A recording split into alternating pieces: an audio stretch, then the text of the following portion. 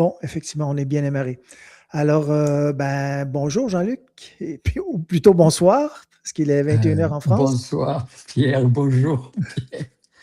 Ça porte à confusion, mais ça, c'est la magie du voyage temporel. Hein, Mhm. on n'est pas à la même heure. Alors, bonjour à tous les auditeurs et bonsoir aux gens en France. Et pour un plaisir renouvelé d'une entrevue avec Jean-Luc. Aujourd'hui, c'est le 28 avril 2026. 21 heures France et 15 heures Québec. Aujourd'hui, de quoi on va parler? Oui, de quoi on va parler? Oui, les personnalités multiples. Mhm. Est-ce que... Comment je vais formuler ma question? Ma question, c'était que j'ai un aspect de la personnalité multiple que je ne saisis pas bien. C'est que si une personne a plusieurs personnalités, pourquoi est-ce qu'il y a pas... Est-ce qu'il y a une des personnalités qui est plus forte que les autres et qui décide quelle personnalité va jouer? Ou c'est pas du tout comme ça? Parce que ce qui me surprend de la personnalité multiple, c'est qu'il n'y a pas une personnalité centrale qui est forte et qui dirige les autres ou qui prend l'avant-plan. Est-ce que c'est comme ça? Ou est-ce que c'est hors du contrôle de la personne? Elle passe d'une personnalité à l'autre sans aucune motivation ou refus de sa part? Alors, sur la personnalité multiple, il y a la personnalité originelle. OK. C'est-à-dire, c'est la personnalité qui, à l'origine, était dans le corps. Et je pense que ce qui manifeste le plus la personnalité multiple, c'est que le corps n'est pas à nous. La preuve, c'est qu'il peut être pris par d'autres individus.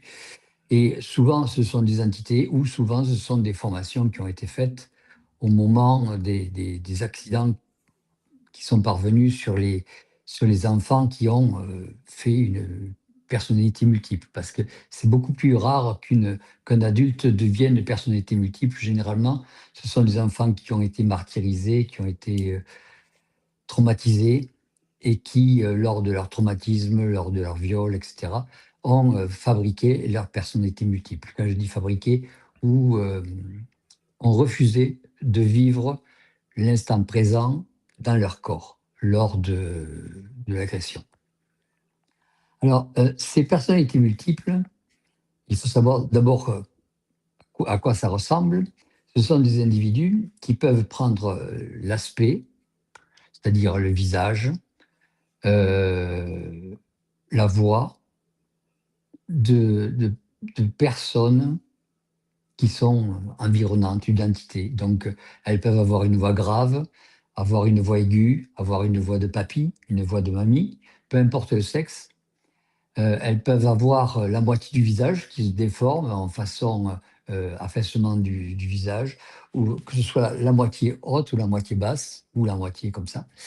Euh, Elles peuvent se confronter, c'est-à-dire peuvent lutter intérieurement, mais elles peuvent aussi lutter extérieurement. Ce serait presque pour l'une va lutter contre la main de l'autre si on veut manifester ça d'une façon beaucoup plus nette. Euh, Généralement, ces personnalités multiples peuvent être habitées de, ouais, on va dire 4, 5, 6 personnalités, mais il peut y en avoir 20, 25, 30, jusqu'à 100, ça a été dénombré, 100 personnalités, ce qui veut dire que les personnes qui ont interrogé ces personnalités multiples l'ont fait en notant le prénom de la personnalité qui arrivait, puis l'autre qui arrivait en suivant, c'est-à-dire ce qu'on appelait switcher, c'est-à-dire qu'elle enlève la première et l'autre arrive. Donc évidemment, dans ce fatras de personnalités, il y a toujours une personnalité dirigeante, c'est-à-dire celle qui va souvent faire passer l'une après l'autre et les organiser. C'est ce qu'on pourrait appeler la personnalité dirigeante, comment on appelle ça, le, Le chef d'orchestre ou... ouais, le chef d'orchestre ou même euh, je l'ai pas en tête, ça reviendra. Mais donc, ce chef d'orchestre, généralement, n'apparaît pratiquement pas. Alors, ce Non. qui est intéressant, c'est que ces personnalités peuvent être pleinement, on va dire, avec toute leur mémoire, pleinement consciente, pleinement présente, je vais dire, pas consciente, mais présente. Et d'autres peuvent être un petit peu dégénérés, un petit peu bizarres. C'est-à-dire que vous pouvez avoir une femme qui a une personnalité multiple, par exemple, qui va prendre la voix d'un homme, qui va avoir sa démarche, qui va avoir toute la structure neurophysiologique d'un être masculin. Et vous pouvez après, en switchant, l'individu va pouvoir être un enfant, un petit enfant qui va jouer avec la voiture, se mettre à quatre pattes, etc. Et donc, vous voyez les individus qui vont pouvoir se changer et se former d'une certaine façon. Et ça va être assez surprenant pour l'individu qui le rencontre. Alors, le problème avec ces personnalités multiples, c'est que euh, pour arriver à les analyser, il faut les rencontrer. Pour les rencontrer, si on les connaît, c'est très difficile à rencontrer parce que vous allez rencontrer une personne, mais l'autre qui va switcher ne va pas vouloir vous rencontrer. Donc, vous allez avoir des lapins sur lapins, c'est-à-dire des impossibilités d'avoir des rendez-vous sur rendez-vous parce que vous êtes, il faut que tout le monde soit d'accord pour vous rencontrer, sinon il suffit que ça tombe sur la personnalité multiple qui ne veut pas vous rencontrer pour qu'elle ne vienne pas au rendez-vous. Donc, voilà les petits problèmes qu'on peut rencontrer avec ça. Alors, ce qui est assez marrant dans ces personnalités multiples où on avait fait une petite étude là-dessus, c'est que il y en a qui sont allergiques, par exemple au pollen, et puis d'autres qui sont allergiques à la banane, et d'autres qui sont allergiques aux fraises. Et en switchant, celle qui est allergique à la banane ne l'est pas ou ne les, est allergique aux fraises. Et quand elle switch, l'autre qui est allergique à la banane, elle l'est toujours, mais elle n'est pas allergique à la fraise. Et, euh, et par contre, la suivante va être allergique au pollen, mais pas ni à la banane, ni à la fraise. Enfin, c'est assez marrant. Donc, le problème est de savoir, en fait, l'allergie, ça vient d'où, quoi.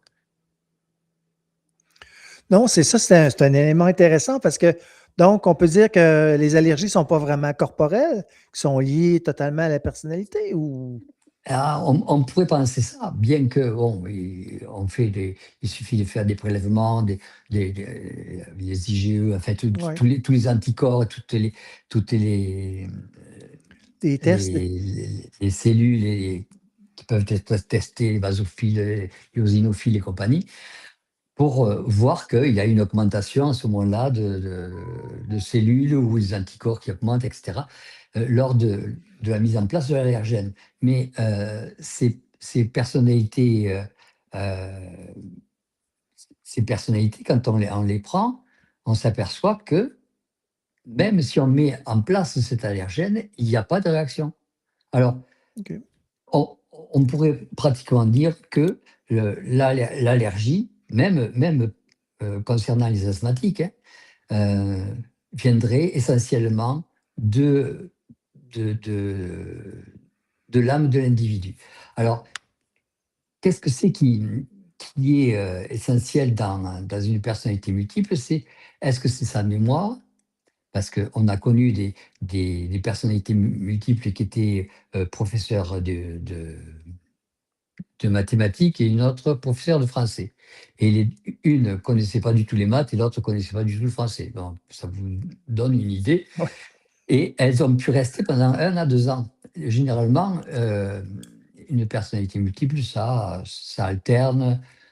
Parfois, ça alterne entre 5 et 10, 20 ou 30 minutes, et d'autres 1 heure ou 12 heures ou une journée entière.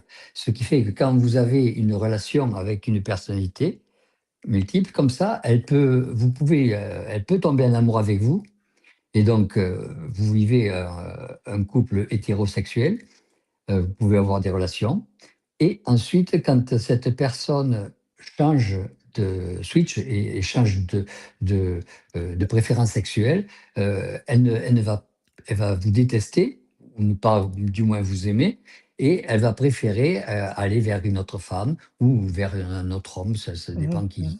avec qui vous venez de rencontrer. OK. C'est assez rigolo Oui. de voir que la sexualisation, c'est essentiellement lié au psychisme de l'individu. Est-ce qu'il y a des personnes qui ont des personnalités multiples, mais en nombre très limité?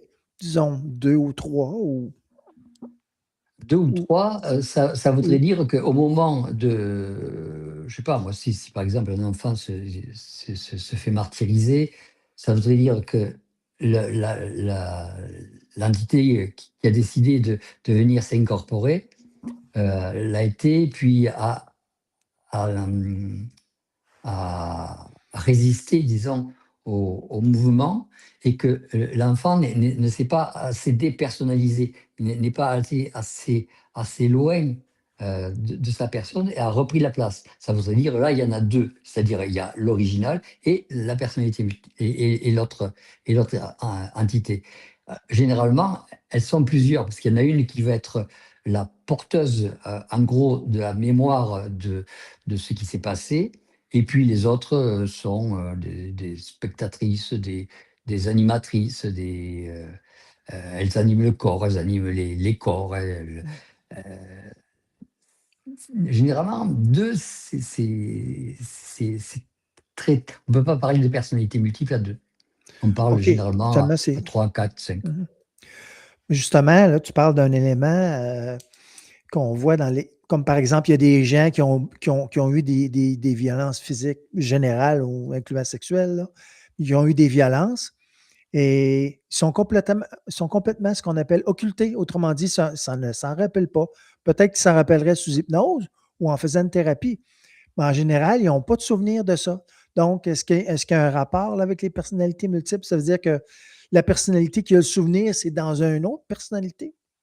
Je ne sais pas si ma question. Souvent, il y a des ruptures de mémoire.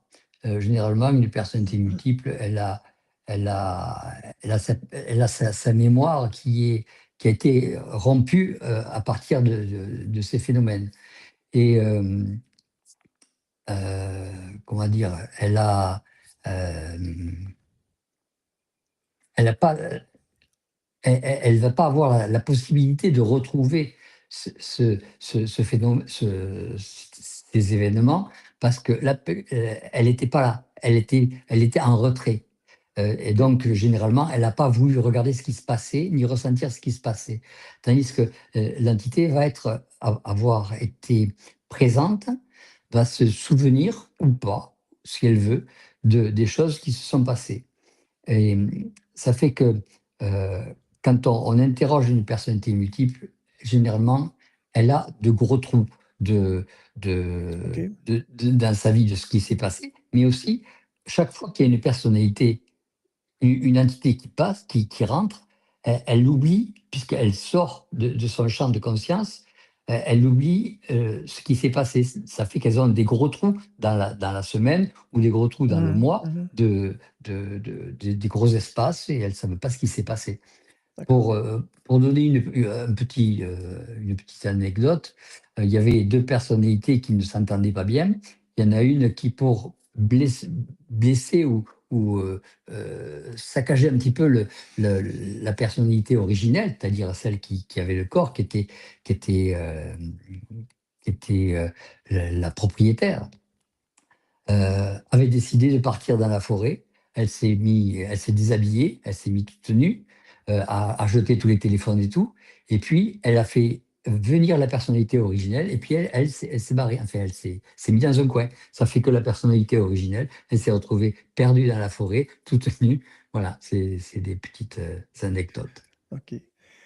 Des petits conflits qui entrent les unes et les autres, qui peuvent entraîner des troubles parfois abominables. Là, j'essaie de ramener avec un concept, comme par exemple, quand on parle du subconscient, ça veut dire que si la personne a vécu un traumatisme extrêmement puissant et qu'elle refuse de le voir, autrement dit qu'elle se tient en retrait, est-ce qu'on peut dire que l'expérience est comme rendue dans le subconscient, est comme enfouie, quelque chose comme ça? Elle peut être enfouie, mais c'est quelqu'un d'autre qui l'a. Donc en fait, à moins de réunir toutes les entités ensemble, donc toutes les personnalités ensemble pour en former qu'une seule, ce qui généralement ne tient pas longtemps. Enfin, il y en a qui, OK, qui tiennent, mais donc après, il y en a qui tiennent pas longtemps. OK. Ou alors ils font semblant de tenir. Enfin bon, ça aussi, c'est un autre problème parce que il y a différentes intelligences chez certaines entités, différentes euh, connaissances chez certaines autres, etc. Et donc, c'est parfois très, très difficile de savoir qui fait quoi, qui veut quoi, qui, Mmh. qui est quoi et qui est qui, quoi.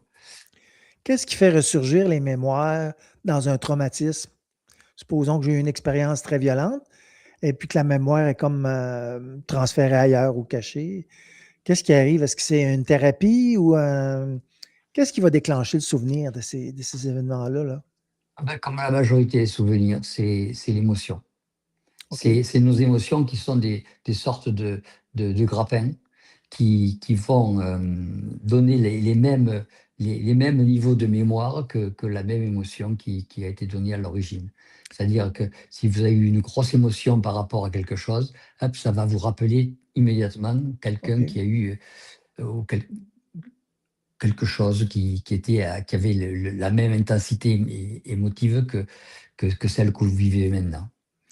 J'avais déjà entendu parler il y a quelques années, il y avait des gens qui avaient eu des traumatismes, puis les thérapeutes disaient: «Si on les mettait dans les mêmes conditions, ça pourrait peut-être les guérir». Je sais pas moi, tu as entendu des bombardements, tu remets quelqu'un dans les bombardements, puis ça pourrait comment je faire aider à dégager le traumatisme là, Pour alors les aggraver. les ou les aggraver. OK, d'accord. Les aggraver OK. puisque Pas il faut nécessairement. il faut bien penser qu'ils ils sont tombés dans ce problème-là à partir du moment où ils ont eu, un traumatisme. Donc c si on remet, le même traumatisme, il est possible qu'il y ait 2 traumatismes après. Donc alors D'accord. généralement ce qui se faisait, c'était on faisait en sorte que la personne voit une autre personne faire subir un traumatisme et de loin, elle pouvait regarder ce qui se passait sans être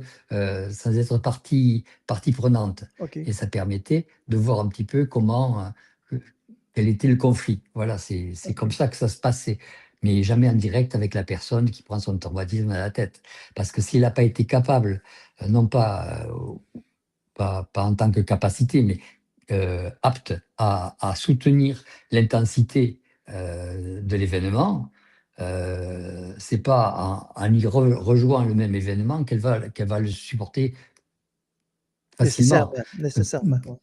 Parfois, si elle est plus âgée, je repense à un enfant qui se faisait brûler avec un fer à repasser, c'est parce qu'on va rebrûler un adulte avec un fer à repasser qui ne va pas réagir de la même façon. Enfin, il y a des choses qui font qu'il faut être prudent avec les gens qui ont été traumatisés. Ce sont OK. des gens euh, qui ont été euh, fragilisés sur lesquels il y a eu une faille au niveau mental. Et donc, il faut que cette faille soit bien classée, recourbée et cicatrisée avant de pouvoir faire quoi que ce soit. Est-ce qu'on peut dire que la personne, dans ce temps-là, a subi je ne sais pas comment appeler ça, un genre de fracture au niveau de l'âme, puis c'est très difficile à réparer? Ouais, disons que l'âme ne va pas se fracturer, mais l'individu son ego il va jouer un évitement sans arrêt. Et tout ce qui va approcher l'événement va faire en sorte euh, que souvent il va éviter le système. C'est un peu comme la personne on reprend la personne qui se fait brûler, elle va éviter le repassage, elle va éviter tout ce qui peut être brûlant. Elle va prendre du gaz plutôt que de l'électricité. Elle va prendre, OK. enfin, il y a tout un tas de constructions égoïques qui se fait, qui se construit à partir d'un événement qui se fait ou qui se passe. C'est un peu comme si vous avez eu un accident avec une voiture rouge, vous n'allez pas racheter une voiture rouge. OK, ouais. Il y a des choses comme ça qui se font vous allez plus racheter une voiture neutre, bleue, mais pas de la OK. même teinte, pour, Ou éviter de pour faire éviter que... ressurgir Ouais, la ouais, mémoire de l'expérience. et l'émotion, ouais. OK. Si je prends, par exemple, les militaires qui vont à la guerre pour prendre un type de traumatisme, Mhm. souvent, ils les aident au niveau thérapeutique. Est-ce qu'il y a des thérapies efficaces pour les gens qui ont eu des grands traumatismes comme ça? Est-ce qu'on arrive Alors, à... il y a les MDR, c'est-à-dire avec les mouvements des yeux il y a des appareils qui permettent de faire, qui bougent des lumières en regardant les yeux comme ça. Ça permet d'intégrer un petit peu les événements, parfois même totalement. Vous avez le sommeil paradoxal, quand la personne peut dormir, qui sert à ça. C'est exactement la même chose que ces mouvements des yeux. Et après, il y a d'autres thérapies chimiques. Enfin, il y a tout un tas de OK. choses qui font que on peut arriver à passer le cap. Mais fondamentalement, c'est essentiellement quand la personne réalise que tout ça s'est passé. Tant qu'elle ne le OK. réalise pas et qu'elle remet à travers son émotion l'événement, et qu'elle n'a pas pu le juguler, automatiquement, elle va le revivre sans arrêt et sans arrêt, jusqu'à ce que, après l'avoir vécu, alors il y en a qui ont fait ça, après avoir vécu 100 à 200 fois le même événement, ça se diminue un petit peu, ça s'amenuise, voilà, c'est chacun a sa technique. OK. Il y a pas de modèle, un seul modèle pour tout le monde, là. Il y a Non, différents il y a modèles. l'hypnose, il y a tout un tas de séries, il y a tout un tas de, de techniques, il y a les médicaments, il y a Qu'est-ce tellement qui de techniques qui font que il y a rien qui soit libérateur Ouais, à 100%, quoi. OK. Mais justement, il y a des qu'est-ce qui fait que c'est difficile de passer, de dire: «Bon, ben, OK, c'était traumatisant, mais c'est passé». Est-ce que c'est la personne qui a moins d'aptitude qu'une autre personne à s'adapter ou, je sais pas, il y a peut-être d'autres choses? La différence entre un traumatisme et quelque chose qui l'est pas. Non, c'est, qu'est-ce qui fait il y a des gens qui traversent au travers les traumatismes plus facilement que d'autres. Pourquoi? Mhm. Comment ça se fait qu'il y a des La sensibilité de l'individu, l'éducation de l'individu, le fait que euh, le, euh, disons, le savoir de l'individu, le fait de savoir que ça, c'est pas important, que c'est pas grave, le fait que même si c'est important, mais le fait de sa propre sensibilité, de sa propre conception, de son propre programme, de ce qu'il doit avoir à faire après. Il y a tout un tas de choses qui font que euh, la façon dont on est forgé, la façon dont on doit faire, et de ce que l'on doit faire dans quelques années plus tard, interviennent tous les deux dans le déroulement et dans le développement de la personne et de ses mmh, personnalités et de sa personnalité. ça m'apparaît un aspect justement, hem, quelqu'un qui a des projets ou qui veut entreprendre des nouvelles actions, est-ce que ça aurait pas un bon effet thérapeutique dans un sens? Parce que au lieu de rester accroché, j'ai l'impression qu'il y a des gens qui ont eu des traumatismes, puis on dirait qu'ils ils les entretiennent. Je sais pas pourquoi je dis ça comme ça, là. C'est comme s'ils sont presque attachés à c'est tout ce qui leur reste, c'est leur traumatisme. Est-ce que c'est Mm. juste ce que je dis? Et il y en a, ils considèrent que leur traumatisme, c'est leur vie. Donc, OK. si vous enlevez le traumatisme, vous enlevez leur vie. Il n'y a plus rien pour Il certaines n'y a plus personnes. rien. D'autres qui considèrent que le traumatisme a été une façon de passer un cap. Et donc, ça les a forgés d'une autre manière. Donc, ils se sentent beaucoup plus forts. D'autres qui vont, disons, euh, attaquer le traumatisme au travers d'une profession.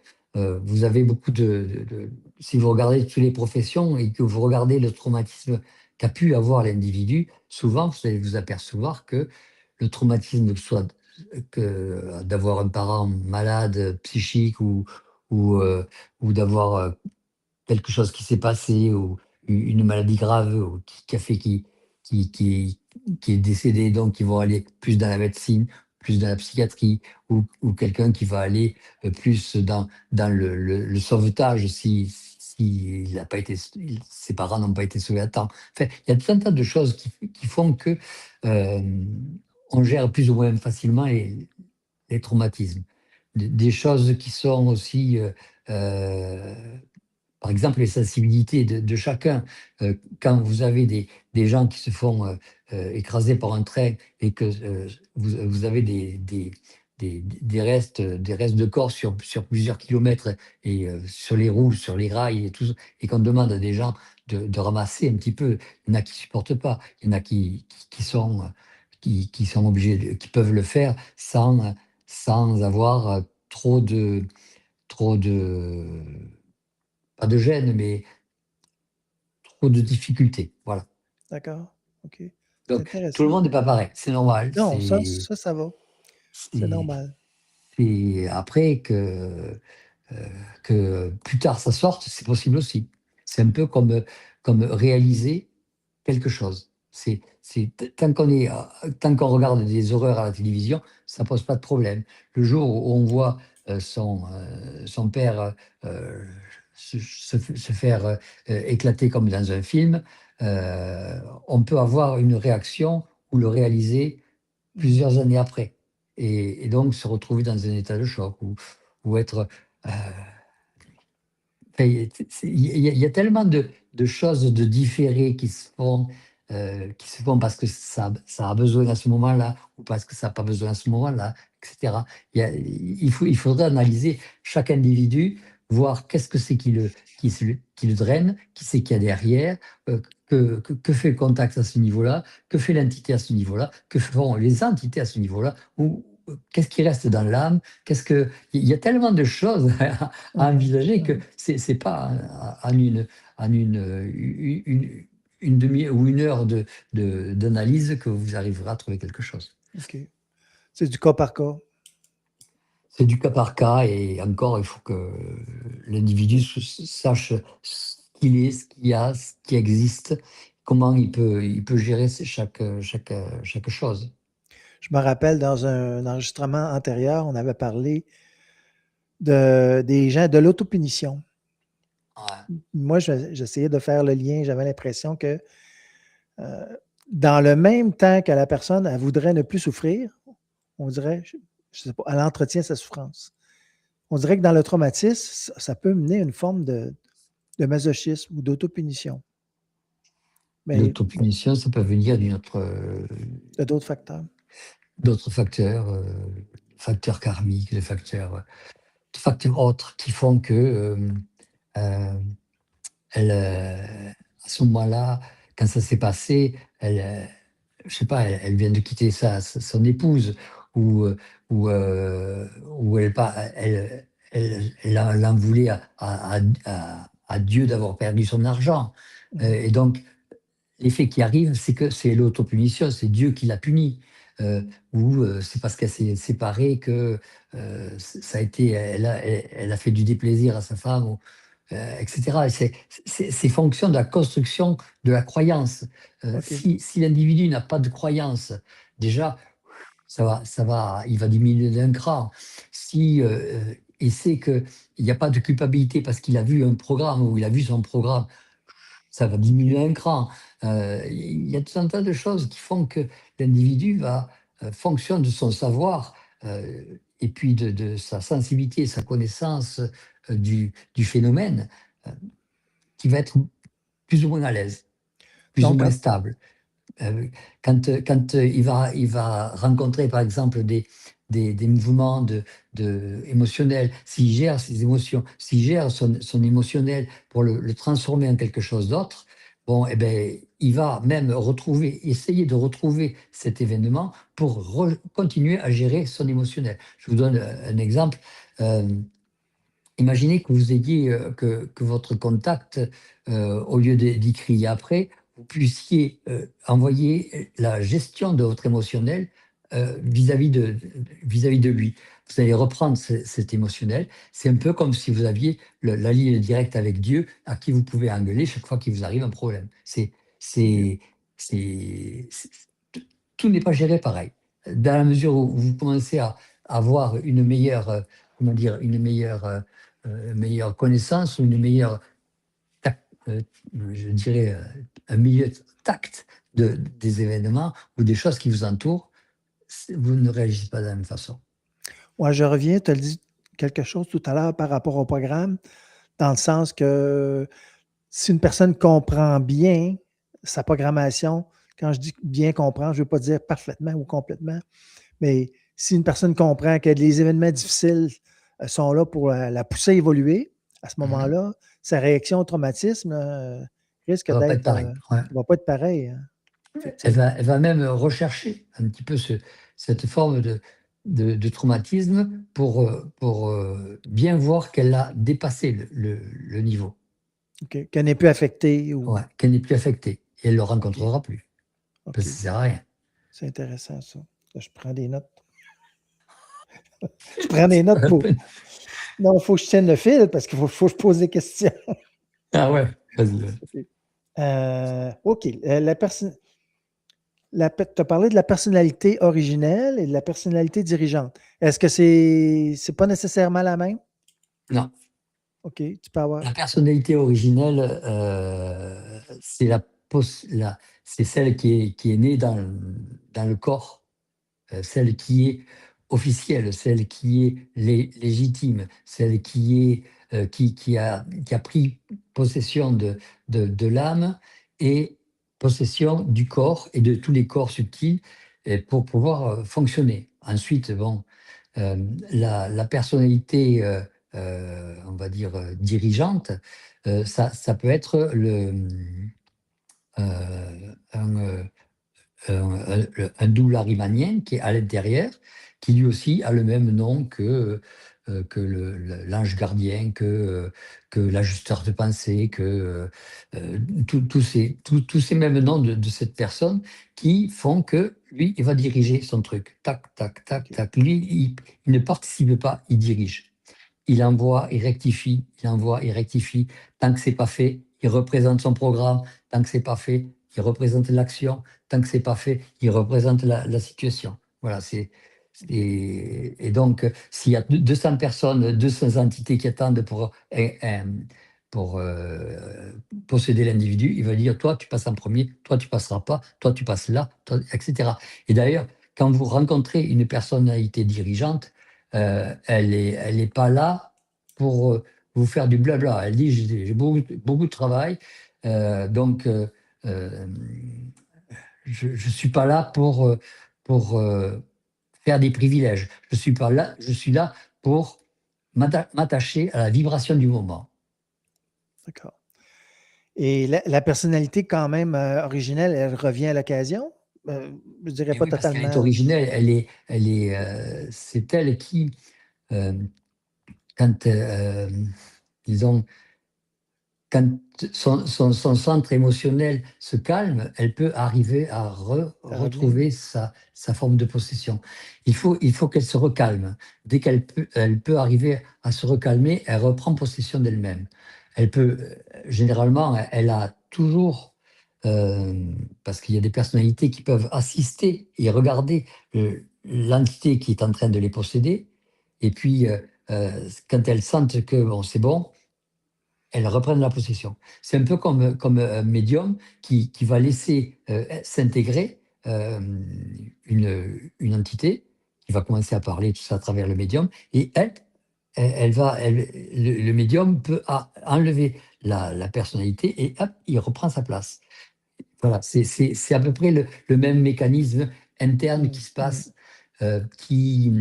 c'est des, comment dire, des disons que Channeling. les individus rentrent par, par reconnaissance de vibration. OK. Ben, ce qu'on appelle en anglais Ça se dit aussi en français canalisation, mais un terme qui est souvent employé, c'est le channeling. Le médium Ouais, le l'entité qui va channeling, ouais. parler au travers du canal d'un médium. Ouais. La question que ça m'amène, c'est la personne qui est la personnalité originelle. Est- Est-ce que c'est pas la personne la plus désemparée là-dedans parce qu'elle perd le contrôle, dans le fond? Je veux dire, c'est plus toi qui contrôle ton C'est elle bateau. qui a voulu. C'est elle qui a voulu ça Elle qui a pour, voulu ça. pour éviter la souffrance ou pour. Ouais, pour éviter la souffrance, pour éviter de voir sa mère ou son père se faire violer, enfin, etc. Et donc, elle ne supportait pas ce phénomène. Donc, elle n'a pas supporté l'émotion. Ce qu'elle fait, c'est qu'elle ne supporte pas l'émotion. D'accord. Donc, elle a comme quitté l'endroit, autrement dit, sa personnalité. Ouais, elle a refusé de rester un petit peu comme quand on est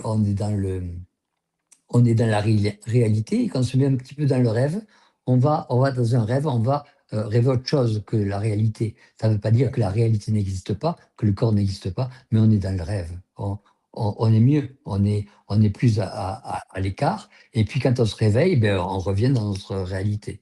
Ben, C'est un comme peu ça qu'il faut le voir. le même principe que la drogue ou l'alcool. Tu refuses de vivre le présent, donc tu t'endors, Ouais. tu te gèles pour éviter la souffrance. Un Ouais, petit peu le sauf que même. la drogue ou l'alcool, ça reste toujours en permanence et qu'il y a un phénomène d'addiction, un phénomène de nécessité qui fait que c'est plus, il sera moins en état de choc vis-à-vis du manque de- d'émotion que du manque d'alcool ou du manque de drogue. OK. Tout à l'heure, on parlait de l'enfance. Tu disais que c'est plutôt rare que ça arrive à des adultes. Normalement, ça a commencé dans l'enfance. Généralement, ce sont les enfants traumatisés. OK. Avec des Euh, traumatismes. Ouais. Pour qui est un adulte, ce qui peut se passer chez adulte, c'est vraiment une forme de possession euh, complète, avec soit ce sont des mystiques, soit mais ce sont des gens qui vont avoir, soit ce sont des médiums, comme on parlait, mais pour autoriser une entité de d'arriver avec son programme, de pouvoir posséder l'âme, parce que c'est rentrer dans l'âme, hein, il faut que cette personne soit antérieurement connue de l'âme vis-à-vis des vibrations, parce que sinon, l'âme va rejeter la personnalité, l'entité, alors que pour rattraper sa personnalité originelle, c'est une forme de sécurité. OK. Si je comprends bien, qu'est-ce que tu dis? Autrement dit, ça prend une forme de sympathie avec cet homme-là pour pouvoir l'accepter. Est-ce que c'est ça? C'est-à-dire que ça prend souvent le temps de réaction de l'âme pour pouvoir ne pas jeter l'entité qui vient d'arriver. OK. Puis aussi, il y a un aspect intéressant, c'est que on fait souvent mention des possessions par rapport à des entités négatives, mais ça peut être une entité positive. Je veux dire, comme le mysticisme, c'est une possession par une entité aussi, Ouais. si je comprends bien. D'accord. C'est intéressant. Les entités qui viennent avec une âme, il y en a d'autres qui viennent avec une âme, qui vont rentrer dans la personne. Donc il va y avoir deux âmes, il va y avoir un conflit particulier. Généralement, ce qu'on pourrait appeler une entité négative, j'aime pas trop le mot négatif ou positif parce que Mhm, mhm. euh, c'est toujours calculé. Il y a toujours quelque chose ou quelqu'un qui a organisé ça. Je dirais une entité supérieure. Par exemple, si on veut faire croire à un tas de gens que c'est le- l'exorciste qui, grâce à la croix, va pouvoir sortir le démon, on va faire rentrer, que ce soit une entité positive ou négative, ça sera positif de faire croire que les gens tombent en religion autour en regardant ça.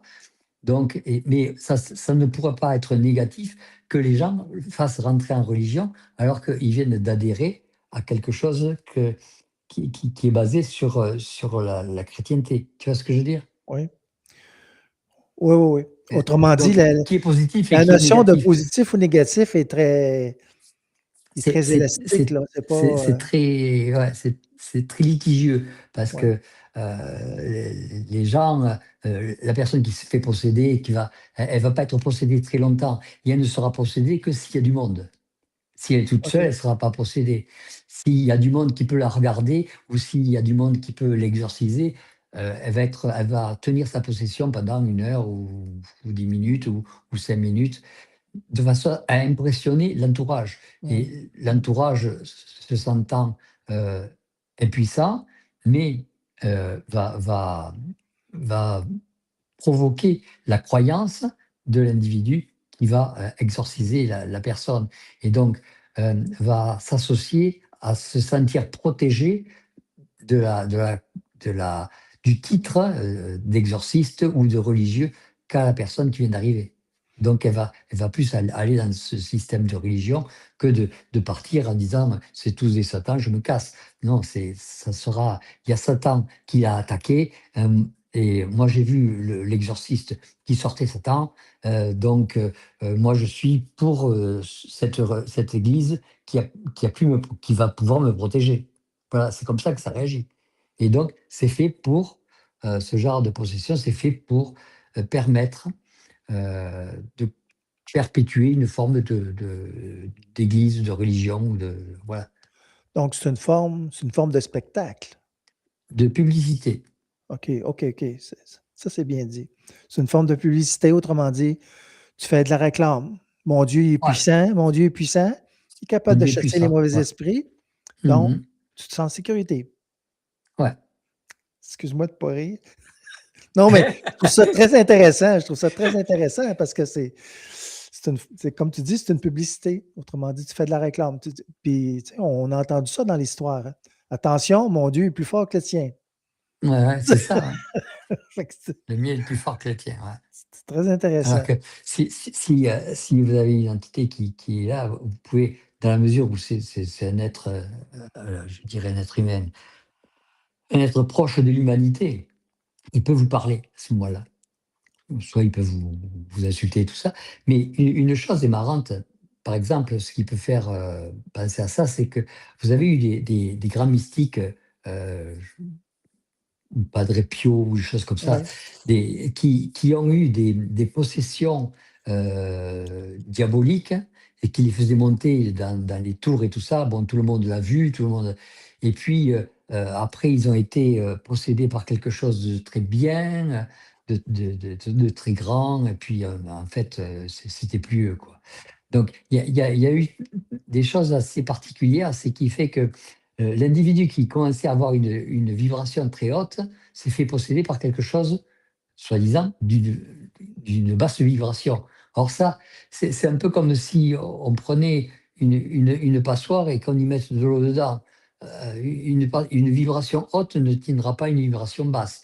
Et inversement, c'est une ineptie, c'est une impossibilité. Donc, soit l'individu qui l'a possédé était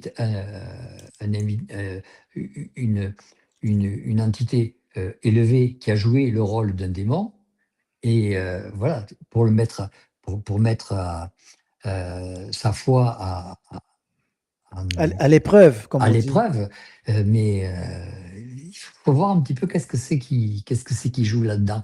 Et ça serait intéressant de voir qui c'est qui a fait ça et qu'est-ce que tu es toi. Ouais. Ce serait bien C'est de- intéressant de- comme perspective parce que. Puis c'est vrai que ça arrive souvent, ce qu'on entend chez les saints, ça veut dire qu'ils ont des grands états d'extase. Et après ça, Mhm. ils tombent comme ce qu'on appelait. Qu'est-ce qu'ils appelaient dans la nuit de l'âme? Autrement dit, ils ont de grandes, grandes extases spirituelles. Ils sont en Mhm. état de béatitude. Puis après ça, on a l'impression que, tu sais, la nuit de l'âme, ils descendent en enfer, ils sont extrêmement déprimés. C'est un peu comme Mhm. les montagnes russes, tu sais. Ils montent, ils redescendent, ils montent, ils redescendent. Fait que Ouais. c'est. C'est que n'importe qui peut passer, quoi. Oui, effectivement. Tu as dit quelque chose tout à l'heure proche de l'humanité. Si j'ai bien compris ce que tu parlais, c'était que euh, quand on fait un spectacle, une publicité, ben, la publicité concorde avec le marché. Mhm. Le Christ va apparaître si tu es dans cette religion-là. Si tu es dans une autre religion, ben, c'est peut-être Moïse. Ou dans une autre Voilà, religion, ben. Fait que le personnage en spectacle est en fonction du contexte culturel, religieux de l'histoire. c'est ça. OK. Et que ce soit, que ce soit une religion arabe Mhm. ou une autre religion, euh, il y a toujours de la manipulation dedans. Donc, Ouais. euh, c'est toujours la même équipe qui Ouais. travaille. Même si c'est pas pour vendre la même publicité, c'est toujours la même équipe. Le principe est le même, c'est ça, c'est le même. Le principe est le même. Ouais. Euh, le Et type qui même fait. parfois, même ce sont les mêmes individus Oui, qui font ça. Ça peut être les mêmes, comment on appelle ça, les mêmes acteurs oui. qui vont jouer Celui ça. qui fait une publicité dans une religion le matin peut le faire dans une autre religion l'après-midi. Ils Mhm. sont Complètement parlés opposé. Ouais. complètement opposés, mais parce qu'il connaît bien son rôle. Ouais. C'est bon. Il est doué pour ça. Hein. Il est doué pour ça, c'est ça. Il est doué C'est pour très ça. intéressant. Si on fait un lien, si on parle de personnalité multiple et on parle de schizophrénie, j'ai écrit le mot ici paranoïde, mais je pense que ça vient de l'anglais. En français, je pense que c'est paranoïaque. Est-ce qu'il y a un rapport, Paranoïaque. il y a un rapport de relation entre, je vais commencer juste par peut-être par schizophrénie. Si on parle de personnalité multiple, puis si on parle de schizophrénie, est-ce qu'il y a un rapport de cause à effet? Est-ce que les schizophrènes ont des personnalités multiples ou Disons que schizophrène, c'est plus quelqu'un qui a accès à une fenêtre ouverte. Tandis qu'une personnalité multiple, c'est quelqu'un qui habite dans la maison. Donc, on peut avoir un schizophrène qui peut avoir une personnalité multiple. On peut avoir une personnalité multiple qui soit schizophrène, mais c'est fonction de la pathologie. Le schizophrène a un tunnel permanent sur l'astral, a une voix permanente sur l'astral. Il voit son rêve ou son cauchemar permanent parce qu'il a cette double vision. Euh, L'entité qui possède la personnalité multiple n'est pas obligée d'avoir accès à l'extérieur. Et généralement, je dirais que les personnalités multiples sont coincées dans une tête, euh, entre guillemets, sont coincées dans un corps mental, et elles ne peuvent pas interchanger. Une fois qu'elles ont la possibilité d'être restées à l'intérieur du corps, elles ont été coincées. Sinon, elles partiraient dans la nuit, elles changeraient d'entité, ce ne seraient jamais les mêmes. Tandis que là, ce sont toujours les mêmes. Donc, elles sont coincées dans les têtes des gens. euh, Tandis qu'un schizophrène va pouvoir voir plusieurs choses qui vont se passer. Il peut avoir des possessions différentes. C'est plus quelqu'un qui est un schizophrène est quelqu'un qui est plus libre, libéré qu'une personnalité multiple qui est avec tout le monde enfermé dans une cohabitation euh, limitée, quoi. oui, parce qu'on voit souvent dans la schizophrénie que la personne ne se sent pas en fait dépersonnalisée, c'est-à-dire qu'elle est en contact avec d'autres personnalités. Ça veut dire je Mhm. communique avec un homme ou une femme ou des enfants ou et Elle puis ouvre la fenêtre et puis c'est ça, elle a accès il y a une interaction. Un peu comme à une ligne téléphonique, c'est ça, oui, semblable. c'est une ligne de télévision, oui.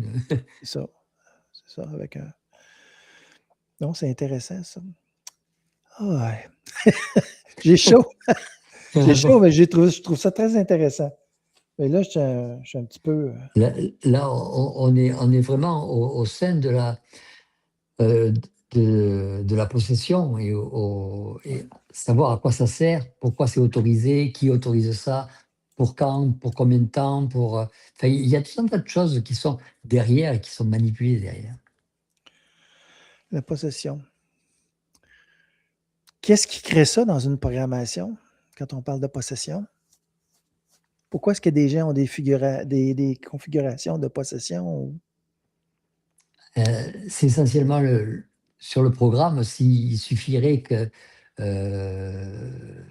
qui- que dans le programme il y ait marqué, il faut que la personne sache qui elle est, ce qu'elle est, savoir se situer, et puis là, elle sera mise à l'épreuve. Euh, si la personne veut désirer quelque chose, veut avoir une volonté de quelque chose, on va aussi la tester. Si elle a une croyance en quelque chose, on va aussi la tester. Parfois même pour ébranler sa croyance ou la faire ou annuler cette croyance. Donc il y a tout un tas de choses qui sont bien intéressantes et, et qui sont fortes à tester là-dessus. Je pense à quelque chose qui vient en même temps, c'est que quand si un jour vous avez la possibilité d'avoir quelqu'un qui a une personnalité multiple en face de vous, et, euh, ou une entité, ou un schizophrène qui a une entité, vous demanderez à l'entité si elle croit en Dieu. Ce sera très intéressant la réponse. Euh, J'ai une question, mais je l'ai échappée. Oui, on parlait de la possession. Hmm. Euh, Qu'est-ce qui cause ça au niveau de la réincarnation? C'est drôle, ça me fait penser un peu à, tu sais, la dépendance affective, une personne qui a de la difficulté à vivre sans une autre personne. Est-ce que c'est deux âmes qui ont beaucoup de mémoire commune, puis je sais pas, j'essaie ça comme ça, ouais. Est-ce qu'on n'est pas capable de vivre sans une autre personne? Il y en a une qui est dans le monde de la mort, puis toi, tu es sur la terre, puis tu n'es pas capable t'es pas capable de vivre sans elle, donc elle te possède. Je sais pas. Disons que ce qui peut se passer, il y a une chose qui peut se passer, c'est que, imaginez que vous allez tous les jours à l'église, que vous priez toute la journée. Pendant que vous priez, vous n'avez pas d'action. Donc, vous négligez un petit peu votre programme. Vous négligez pas mal d'actions et pas mal de temps. Et donc, le fait de continuer ça jusqu'au moment de votre mort fait que euh, votre enfant qui vient assister à votre décès, vous allez pouvoir lui donner en héritage euh, un état de programme et un état de temps. Vous allez lui augmenter son temps de vie et son temps d'action, parce que vos actions n'auront pas été distribuées. Ça fait que vous allez lui donner ça. Pourquoi? Parce que au moment du décès, quand vous serez décédé, vous allez pouvoir continuer à vivre vos actions au travers de sa possession. Vous le possédez et vous pourrez continuer votre, vos actions et les vivre au travers de lui. En même temps que lui profite, c'est une forme de parasitage, une forme de, Hum. comment on pourrait appeler ça, d'hébergement, un consensus, OK. un accord tacite. Donc, Alors, il si. faut que la personne qui soit très religieuse et qui ait cette forme de croyance et cette forme de prière soit d'accord, le fasse d'une manière lucide avec d'autres entités qui sont supérieurs et qui sont d'accord dans ce mouvement-là. Enfin, il y a tout un tas de choses qui font que tout se passe dans une forme de sommeil tous ensemble, et puis voilà. Une forme de. Comme par exemple, si j'ai des jambes pour faire une action X, mais si j'ai peu de jambes, ben, je peux peut-être trouver quelqu'un qui a des jambes. C'est un peu comme une forme Voilà, de ouais, remplacement, là. Il s'agit de ouais, convaincre l'autre personne qu'elle doit continuer l'action que moi j'ai faite. ouais. Donc, Mhm. donc Pour elle vivre va être, ça. Mhm. ouais, elle va être influencée. Donc, elle va vouloir Influencer à faire bien, ça, bien faire. elle, elle va avoir un petit programme supplémentaire, un OK, OK. cadeau. Enfin, C'est c'est peut-être pas intéressant. un cadeau, mais Donc, la ouais, possession peut aller jusque-là, c'est-à-dire ouais, obliger quelqu'un à remplir un contrat quelconque parce qu'on ouais. C'est un. a besoin de cette Bon, personne-là. en échange, ben, elle a gagné un an de plus, quoi. Mais si la personne l'accepte, on peut dire ben c'est une forme d'esclavage dans un sens. Ben, si elle accepte, elle est OK. d'accord, mais si elle accepte pas, c'est une OK. forme d'esclavage. Non, c'est ça, je Ouais, sais. OK, c'est ça, je voulais délimiter. Ça veut dire que ouais. si une entité te possède et qu'elle veut t'imposer un programme, mais toi, tu peux dire non, je veux pas ce programme-là, je Ah veux ouais, faire autre non, chose. parce que au point de vue occulte, c'est puissant comme histoire, parce que Ouais. c'est presque c'est presque comme être d'accord que le jumeau qui est décédé et qui reste toujours présent avec l'autre jumeau veuille prendre souvent son corps pour sa place. Et quand on Ouais. parlait de personnalités multiples, il y a souvent ce phénomène qui se fait, mais qui est moins, moins toxique, je dirais, parce que, d'abord parce que la vibration du corps du jumeau va être prise en compte par celui qui est décédé, parce que c'est la même vibration. Donc il y a tout un accord, mais tout se sait, tout est su, tout est en accord, tout est voulu. Il n'y a rien qui soit au hasard. OK. C'est pas, on ne se fait pas posséder du jour au lendemain parce que on l'a décidé. OK. Non, non, ça a été programmé, ça a été prévu, ça a été su, ça a été.